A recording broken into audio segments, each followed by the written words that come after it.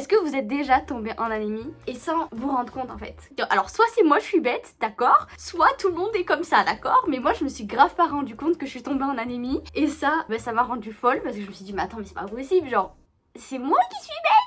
Comment moi je me suis rendu compte? Alors ouais, c'est très très simple. Comme quoi dans la vie il faut qu'il y ait des malheurs, comme ça au moins on se rend compte de quelque chose. Il faut vraiment que ce soit bien fort pour qu'on se rende compte de la chose. En janvier, qu'est-ce que j'ai eu? J'ai eu la grippe. Elle m'a déglingué. Ah, je peux vous dire que là, d'habitude je déteste être malade, mais vraiment je déteste être malade. Parce que je ne mange pas assez de fer. Aucun docteur m'avait diagnostiqué comme quoi j'étais en manque de fer, on n'avait pas fait une prise de sang pour savoir. Et là c'était la fois de trop. J'ai eu la grippe. Et la grippe, je peux vous dire qu'elle m'a foudroyée, mais comme jamais. Du coup, je suis là avec ma grippe, j'étais au bout de ma vie. Si vous voulez, je vous mets des photos. Mais vraiment, ma gueule là maintenant et ma gueule quand je suis malade, c'est pas pareil. Je ressemble à un cadavre ou à un zombie dans The Last of Us. C'est comme vous voulez, choisissez. D'ailleurs, je ne ressemble pas au personnage principal dans la série de The Last of Us. C'est pas vrai. En plus, j'en ai parlé avec mon père. Il m'a dit, mais pas du tout. Peut-être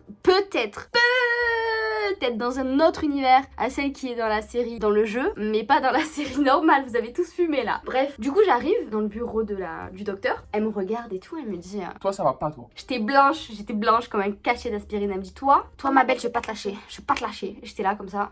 Les gars, j'ai bientôt 20 ans, donc là cette année j'ai 20 ans. Et la go elle m'a parlé comme si j'avais 10 ans. Voilà, j'ai un peu le seum, je me sens un peu... voilà, c'est pas grave. En plus il y avait ma mère avec moi, et vraiment elle était là, elle me rabaissait. Hein. Elle me rabaissait encore et encore. Elle me disait oui mais tu sais, il va plus falloir rester sous les jupons de ta mère. Moi j'étais là.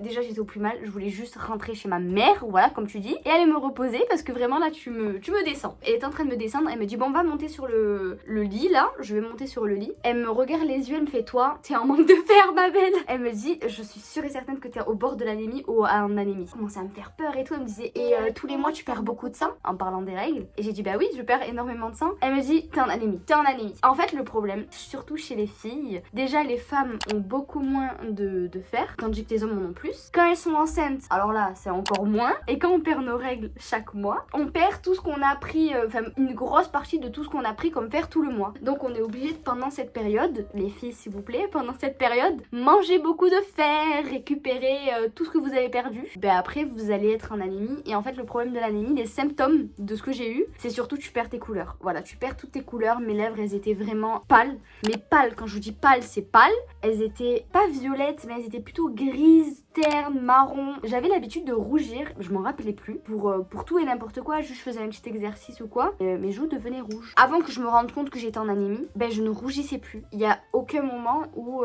j'ai rougi. Quand j'ai appris que j'étais en anémie et que je commence à mieux manger beaucoup de fer, etc. Ben c'est là où je me suis revue rougir. C'est un truc de fou. Il y a plein de fois là dans ce mois où j'ai rougi, ben je redécouvre mon visage. C'est un truc de fou tellement que j'avais perdu tout ce fer en fait. En gros ça manque d'oxygène dans mon cerveau. Le sang il ne circule pas assez bien et il ne vient pas assez bien dans ma cabeza. Ça vient pas bien dans mon cerveau. Après je vous dis pas des trucs scientifiques, hein. Vraiment je répète ce que la dame elle m'a dit. Juste prenez bien soin de vous, c'est très très important. C'est vrai que on s'en rend pas compte. Chaque mois je perdais énormément de sang, donc je perdais le fer que j'avais eu et en plus je ne me donnais pas de fer, donc c'était une horreur. Et du coup elle savait pas si c'était la grippe ou l'autre chose. Vous m'avez compris ou pas?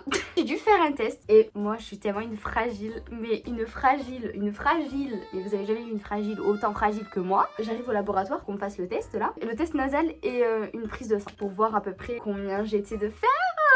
J'étais à peu près à 3 de fer. Pas en anémie, au bord de l'anémie. Et du coup j'arrive et tout, la dame elle me dit assis-toi et tout, t'inquiète je vais pas te faire mal, je vais aller juste au bord. J'étais au bout de ma vie. Déjà quand t'es fatigué, tu manques de fer, tu manques d'énergie, t'es malade, je voulais pas me faire entrer un coton-tige dans la narine. T'inquiète je vais y aller doucement. Mais madame, même si tu vas doucement, tu vas dans ma narine, tu rentres dans ma narine, donc même si tu vas doucement ça va me faire mal, d'accord? Elle rentre et je lâche un cri, je pleure. Mais en fait j'ai pas été désagréable, j'ai même pas bougé, j'ai juste fait...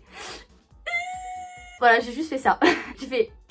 Vraiment j'ai couiné comme ça, je vous jure comme ça. Ben en fait je savais pas que dans la clinique j'étais toute seule. En fait j'étais la seule cliente parce que j'étais venue super tôt. J'étais la seule cliente donc j'arrive, je vois tout le monde me regarde. Tout le monde me regarde, tout le service me regarde. J'arrive vers ma mère, je lui dis ouais tout le monde m'a entendu. Elle m'a dit oui tout le monde t'a entendu. J'ai dit vous inquiétez pas c'est ma fille. Vous imaginez, vous entendez un couinement à l'autre bout de la pièce et l'autre est là. Non vous inquiétez pas c'est ma fille.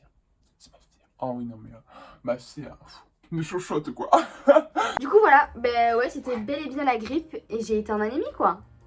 Enfin bref, voilà, là j'ai un rendez-vous, il est 7h du matin, j'en ai marre. J'ai un peu le seum de me réveiller à 7h-ci, surtout que c'est très loin de chez moi. Je pense d'ailleurs que vous avez remarqué à quel point j'ai repris des couleurs par rapport à mes anciennes vidéos. Et c'est vrai qu'avant, même face cam et tout, je me disais mais putain, mais j'ai une tête de cadavre. Mais vraiment j'étais en mode, c'est pas possible d'avoir une tête autant cadavérique comme ça. Moi dans ma tête je me disais, bon ouais il doit manquer un truc dans mon corps, mais c'est surtout ma couleur de peau. Pas du tout, vraiment si vous vous trouvez terne, pas assez fresh, pas assez pulpeuse, c'est que vous êtes en anémie. D'ailleurs, petit conseil, quand vous mangez du fer, tous les trucs qui sont avec du fer c'est l'avoine. Donc là je me fais des puddings tous les matins, non des porridge tous les matins sans exception, ben, sauf quand j'en ai plus.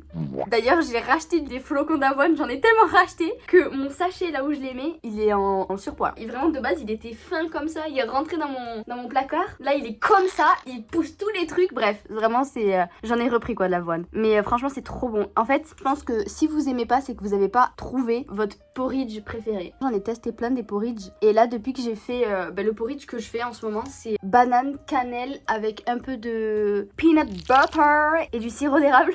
Ma vie le sirop d'érable. Enfin c'est plus un porridge sirop d'érable porridge. C'est pas porridge sirop d'érable, c'est vraiment l'inverse tellement j'en mets du sirop d'érable. Et pour avoir les bienfaits, buvez une boisson sucrée gazeuse. Voilà, pour que ça absorbe plus. Et surtout prenez de la vitamine C en fait. Le plus important c'est de prendre la vitamine C pour comme ça moi votre corps il adhère plus le fer. Petit chips entre anémiens. Oh, stylé entre anémiens. Bon là je parle comme si de rien n'était alors que je suis grave en retard. Donc je vais finir mes yeux et je reviens.